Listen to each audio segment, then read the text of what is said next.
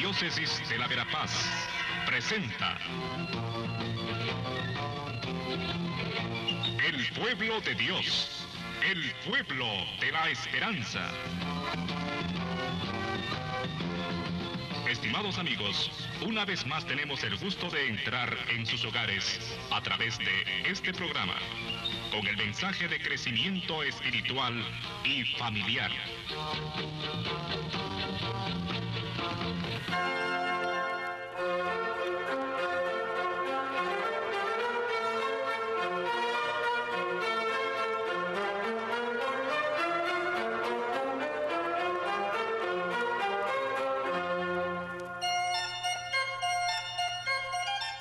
En este fin de semana, queridos hermanos, amigos, amigas, continuamos escuchando el Evangelio según San Marcos en toda la parte denominada la subida a Jerusalén.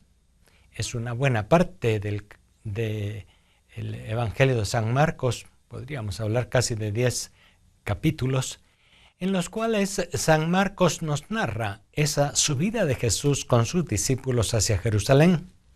Ha terminado la etapa anterior, que fue la etapa en Galilea, más caracterizada por un encuentro con la multitud, con un bastante sonado éxito popular. Una etapa marcada por el encuentro con la gente, con los pobres que se entusiasmaron por el proyecto de Jesús, pero que desafortunadamente no habían acabado de entenderlo bien. Entendían el ideal del reino de Dios, entendían la utopía, podemos decir hoy, de un mundo nuevo, con una sociedad diferente, con un modo distinto, nuevo, de relación entre la gente, con la autoridad, con la naturaleza y con Dios mismo sobre todo. La gente se había entusiasmado por la propuesta del reino de Dios que Jesús había hecho en medio de todas aquellas aldeas de Galilea, en medio de mucha gente, acompañado también de milagros, de curaciones, de exorcismos, etc. La gente se había entusiasmado con el proyecto, con la propuesta de Jesús. Sin embargo, no habían entendido bien una cosa, y era la manera como aquel reino de Dios se iba a instituir o iba a organizarse, puesto que la gente pensaba que aquello se instituiría por medio de un proyecto político-social que necesariamente también en aquellas circunstancias era un proyecto militar. Y esperaban en la figura de Jesús como el Mesías que haría realidad todo aquello de lo que él había hablado, y que, sin embargo, no era el camino de Jesús. Jesús no quería asumir un proyecto político-social y menos militar. Y por eso pasa a una segunda parte el Evangelio de Marcos y en su relación con los discípulos. Deja atrás Galilea y se dedica a instruir a los discípulos. Imaginemos aquellas horas y horas de camino, de diálogo, aquellas paradas en el camino para descansar, para orar, para hacer alguna visita, que darían tanto tiempo a dialogar, a preguntas y respuestas, a seguir interactuando incluso con algunos interlocutores que encontraban ellos en su camino. Y es allí donde nos situamos en el capítulo que hoy una parte se lee en este domingo. El capítulo en el cual unos fariseos se acercan a Jesús y preguntan sobre el divorcio. Y Jesús, pues, da una enseñanza al respecto. Una enseñanza sobre el valor del matrimonio y de la familia. Una enseñanza que va sobre todo a las raíces, a lo que era el proyecto original de Dios manifestado en el libro del Génesis. Serán los dos una sola carne, dejará el hombre a su padre y a su madre, se unirá a su mujer para fundar una familia y para ser aquel núcleo de la sociedad judía y de la religión judía en aquel tiempo, el matrimonio, la familia. Es cierto que los fariseos aducen su pregunta haciendo una referencia al libro del Deuteronomio en el capítulo 24, donde se habla de que Moisés había permitido el divorcio. Jesús dice, por la dureza de sus corazones, Moisés permitió dar un acta de repudio a la mujer, pero en el principio no era así. En el principio no era así. Esa es una primera enseñanza de Jesús que nos puede quedar el día de hoy, en este fin de semana, para la reflexión sobre el matrimonio y sobre la familia, muy bien. Jesús va instruyendo a los discípulos y fíjense que les va instruyendo en un contexto que es aquel del mundo judío, un mundo claramente centrado en la figura del hombre, del padre de familia, en la sociedad. Y era el hombre y el padre de familia el que tenía todos los derechos, toda la autoridad y toda la responsabilidad también. Los demás miembros de la familia eran bastante secundarios. La mujer, los hijos hasta que no adquirieran una determinada edad, y más aún las hijas niñas no tenían en realidad un valor, digamos, público, social importante. Eran personas de segunda categoría.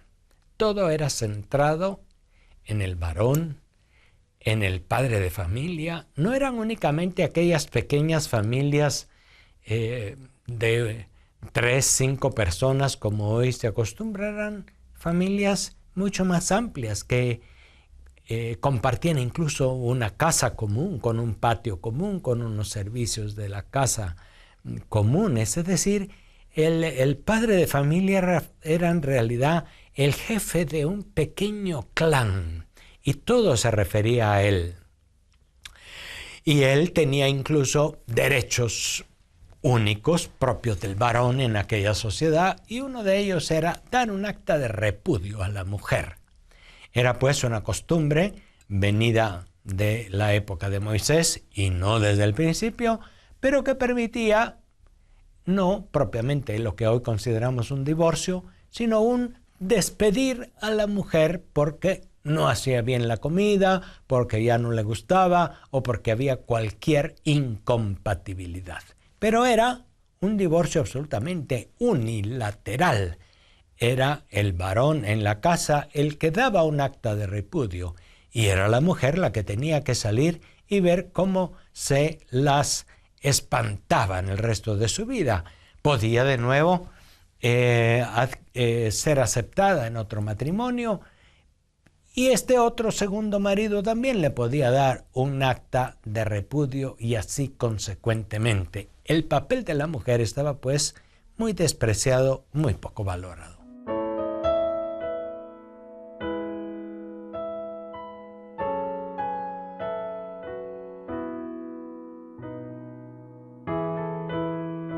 En la enseñanza que Jesús da a sus discípulos, insistamos en que esto es lo que quiere esta segunda parte en el Evangelio de Marcos, se insiste, por lo tanto, en una de las características de ese proyecto de Jesús, el reino de Dios. Un proyecto que marca nuevas relaciones entre las personas. Todos ustedes son hermanos y hermanas. Era el mensaje principal de Jesús.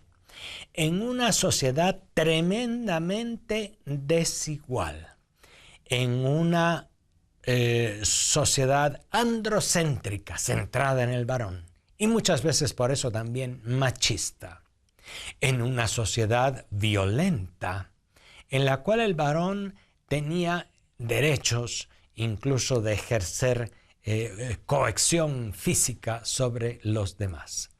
En esa sociedad, Jesús quiere romper ese tipo de relación desigual y quiere hacer que se renueven y se recuperen los derechos de la mujer, de los hijos, que eran en realidad en el contexto de la familia los más pequeños. Jesús en eso es absolutamente consecuente con lo que ha mostrado a la gente en Galilea. Él se ha acercado constantemente a los pecadores. Él se acercó a Zaqueo y a la adúltera. Él se acercó a los niños y dijo, dejan que los niños vengan a mí. Y se trata justamente, en las palabras de Jesús, de la reivindicación de unos derechos del niño. Por cierto, en uno de los primeros días de este mes de octubre hemos celebrado el Día del Niño, el Día de los Derechos del Niño, justamente en el Día de Santa Teresa del Niño Jesús. En fin, estamos en un contexto cristiano un contexto cristiano 20 siglos después de lo que sucedió en aquellas primeras comunidades o en aquellos primeros pasos del cristianismo, que se topaba con una sociedad tremendamente diferente.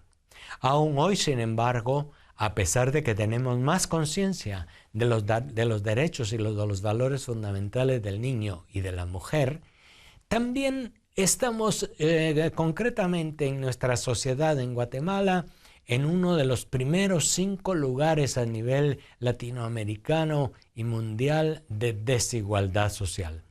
Estamos todavía en uno de los primeros 5 lugares en los cuales existe también mucha violencia infantil. Estamos en uno de los 5 primeros lugares en tasas de femicidio en el mundo. De manera que aún estamos en unas circunstancias que requieren un claro anuncio del Evangelio de Jesús, no solamente con la palabra, sino también con actitudes nuevas. El discípulo auténtico de Jesús es aquel que muestra actitudes nuevas que incluso contrastan con las actitudes machistas, violentas, excluyentes y absolutamente desiguales en el contexto mundial y social. Y eso es lo que Jesús quiere enseñar a los discípulos. En el principio no fue así. Aunque a lo largo de la historia los condicionamientos sociales y muchas veces también religiosos o de cualquier otra índole van haciendo que ese ideal primero se vaya desfigurando, es necesario volver a plantear qué es lo que Jesús quiere. Y eso sirve para nosotros hoy. No vamos a hacer en el día de hoy un discurso sobre el matrimonio ni sobre la niñez, sino simplemente quiero subrayar esos elementos fundamentales del mensaje de Jesús en su mensaje por el reino de Dios. Su predilección por los pequeños y los pobres, por los niños, por el papel de la mujer y por el papel de la familia como aquel primer núcleo en el cual esas relaciones se hacen verdaderas, se hacen concretas y se van después transmitiendo al resto de la sociedad. Aún ahora hay concepciones muy diferentes sobre el valor y la dignidad de niños y de mujeres. Y fíjense que no se trata simplemente, como a veces se entiende, de empoderar, es decir, de dar poder para competir con el poder del varón.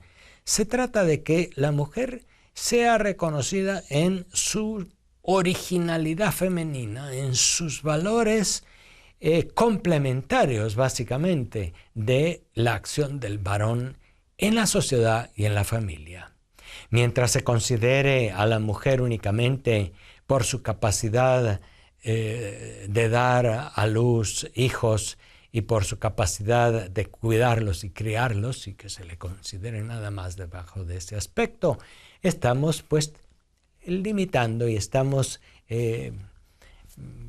limitando mucho lo que de veras debe ser el papel de la mujer en el plan de Dios y en el plan concreto de Jesús.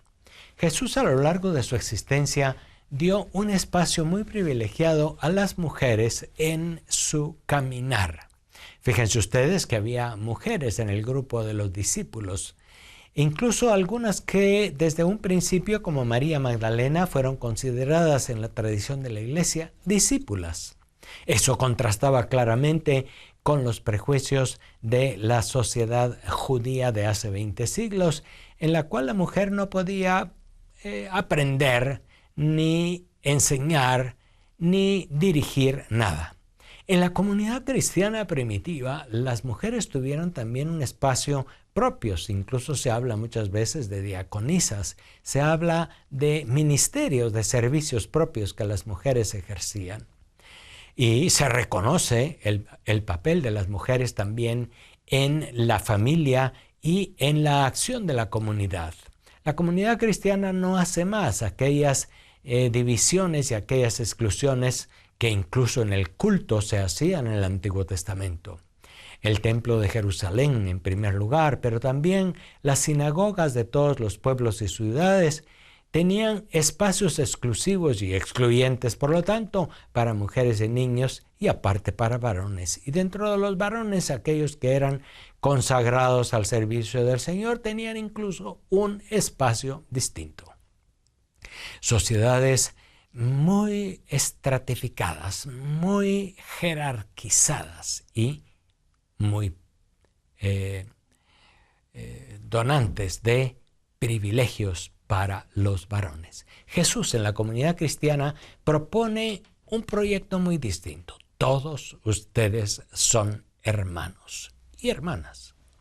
Por lo tanto, hay un desafío que aún nosotros hoy en nuestros días, nosotros los varones, tenemos que saber aceptar y reflexionar.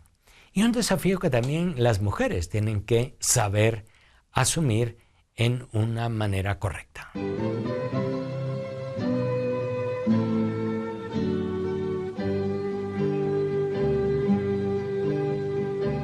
Todas las cosas tienen su tiempo, todo lo que está debajo del sol tiene su hora.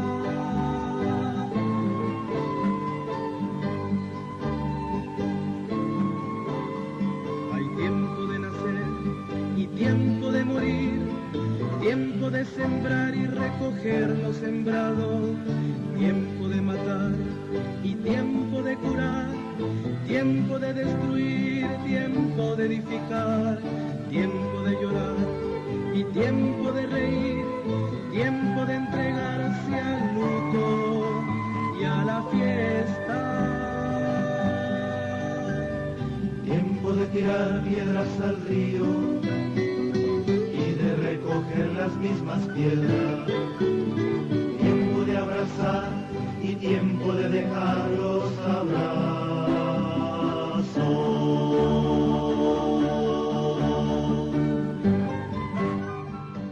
En estos días, a nivel de Iglesia Universal, está comenzando el sínodo, es decir, esta reunión de los obispos en el mundo entero, que justamente quiere poner su atención sobre los jóvenes.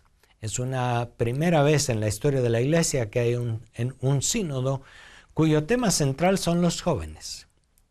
Un sínodo en el cual ha habido una preparación casi inmediata, el pre-sínodo, en el cual participaron los jóvenes. Y el Papa Francisco invitó a obispos, a jerarquía de la Iglesia, a escuchar a los jóvenes, a hacer sus preguntas, a hacer sus propuestas para la Iglesia.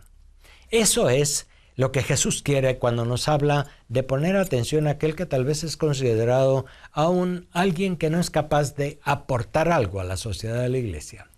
A veces los mismos jóvenes son considerados, pues, en sus limitaciones, en su fragilidad, en estar en una época de preparación, pero que aún no son capaces de dar, ni entregarse, ni de ser responsables en la sociedad, en la Iglesia.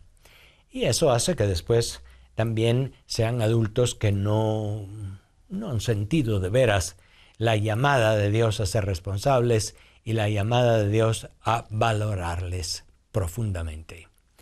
Les invito a que en estos días de octubre tengamos mucha atención a este sínodo que se está celebrando.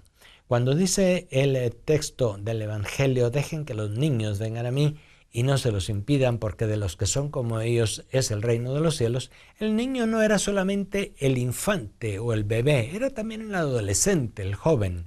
En aquella sociedad, como les he dicho, tan estratificada de aquellos tiempos del judaísmo, nadie menor de 30 años que no estuviese ya casado tenía por lo menos alguna palabra y alguna autoridad. Es por eso que el mismo Jesús, que a los 30 años predicaba y pretendía tener autoridad, y encima no se había casado, era en cierto modo despreciado por las autoridades judías, que por una parte se daban cuenta de que había algo nuevo, excepcional, pero que sus prejuicios, sus esquemas tradicionales no les permitían poner atención al joven.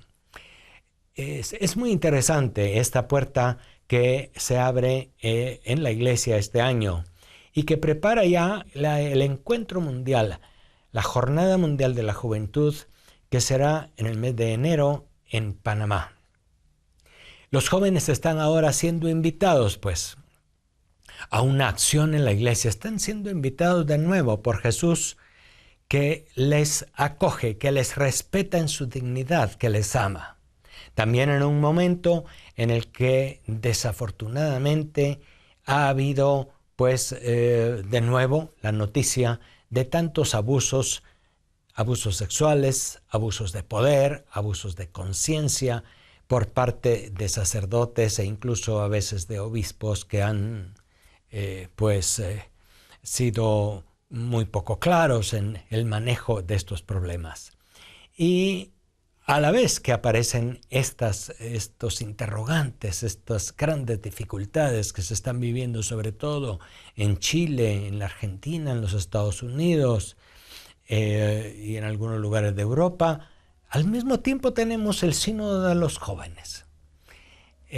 Al mismo tiempo que se reconoce que ha habido en la iglesia faltas de respeto a niños y jóvenes y a mujeres, también por otra parte constantemente reconocemos la llamada del Señor a ser auténticos, a respetar la dignidad, a respetar el valor, la posibilidad, la creatividad y todas las capacidades que los jóvenes tienen para aportar ya, y no solo en el futuro, cuando sean profesionales o casados o hombres y mujeres maduras, a la iglesia y a la sociedad. De manera que también es importante volver a recordar este acontecimiento de este año en la iglesia.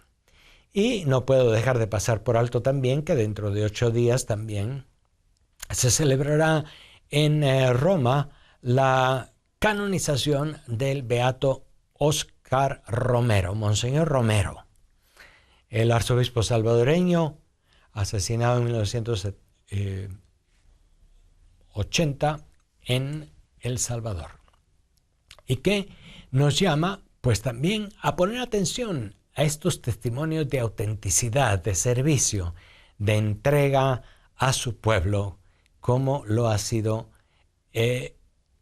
Monseñor Romero. También se canonizará dentro de 8 días en Roma, en el contexto del Sínodo de los Jóvenes, al gran Papa Pablo VI, aquel Papa que tomó las riendas del Concilio Vaticano II, que aplicó y que siguió siendo fiel a los principios del Concilio Vaticano II, a los cambios.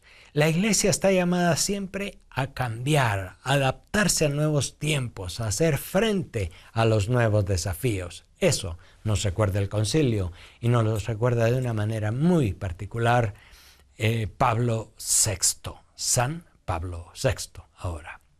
Por lo tanto, les invito a tener en mente estos testimonios, estos ejemplos de gente entregada, de gente que ha servido y que abren nuestros corazones al proyecto original de Jesús, al reino de Dios, una sociedad en donde la desigualdad desaparezca.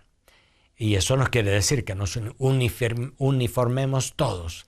Es una desigualdad que queremos que desaparezca en el campo de los derechos, de las obligaciones, de las responsabilidades, pero queremos que pues siga siendo una sociedad plural, una iglesia plural en la cual se acepten carismas, valores, condiciones diferentes, pero en la que nadie sea excluido por razón de su edad, de su condición sexual o de su condición racial.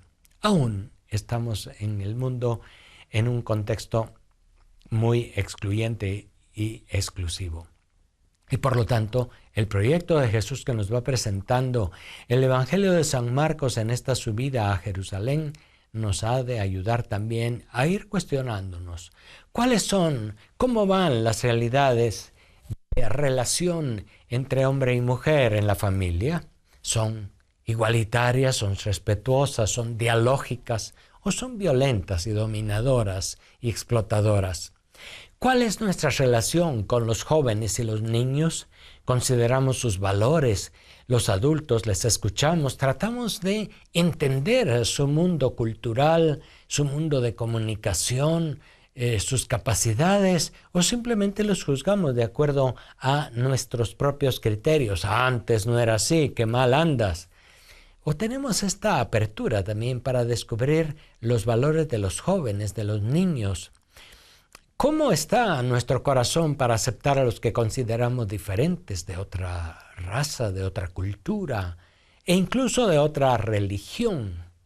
El proyecto de Jesús en el que quiere Él involucrarnos es un proyecto en el que todos están incluidos y en el que cada uno mantiene su peculiaridad. La Iglesia, la auténtica sociedad, es una sociedad humana en la cual se descubren y se valoran una multiplicidad de carismas, de dones, de cualidades en las sociedades, en las familias, en las personas. Y al mismo tiempo una sociedad que en el fondo reconoce una fundamental unidad. Somos imagen y semejanza de Dios en virtud de la creación y más aún en virtud del bautismo en la Iglesia. Hay una base fundamental de unidad entre hombre y mujer. Es la misma dignidad humana. Están hechos del mismo barro y están hechos en la misma imagen divina. Hay una fundamental dignidad e igualdad entre adultos con experiencia, con camino, con sabiduría de la vida, con conocimientos, y los jóvenes que aún no los tienen, pero que tienen la capacidad. Y no hay que olvidar que ninguno de los adultos ha nacido adulto, hemos llegado a serlo y hemos sido jóvenes en un contexto social, familiar, cultural muy diferente ciertamente, pero hemos sido jóvenes. Y el joven aporta novedad, aporta crítica ante esquemas sociales, aporta ilusión y novedad en la vida, y tiene esperanzas y tiene creatividad hacia un mundo mejor. Es por eso que estos días tenemos tantas esperanzas en que, a pesar de las dificultades que se dan en nuestro mundo excluyente, abusivo de la dignidad humana, etc., seamos también capaces de caminar por las sendas de Jesús y de su Evangelio. Que seamos capaces de seguir a Jesús como lo siguieron Pedro, Santiago y Juan en la subida a Jerusalén, aún con las dificultades que tenía aquella subida. Feliz fin de semana. Gracias por su atención. Tiempo de buscar y tiempo de perder, tiempo de guardar y tiempo de tirar, tiempo de rasgar y tiempo de coser, tiempo de callar y tiempo de hablar, tiempo de amar y tiempo de odiar, tiempo de guerra y tiempo de paz, tiempo de tirar piedras al río y de recoger las mismas piedras, tiempo de abrazar y tiempo de dejarlos abrazos,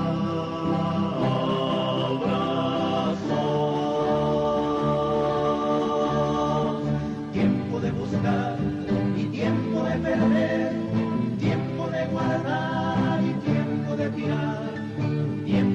rascar y tiempo de coser, tiempo de callar y tiempo de hablar, tiempo de amar y tiempo de odiar, tiempo de guerra y tiempo de paz, tiempo de amar y tiempo de odiar, tiempo de guerra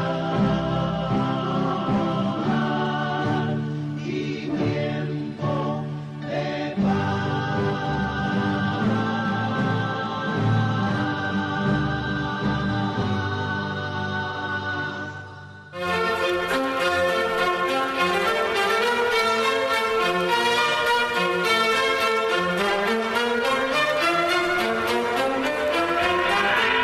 La diócesis de la Verapaz presentó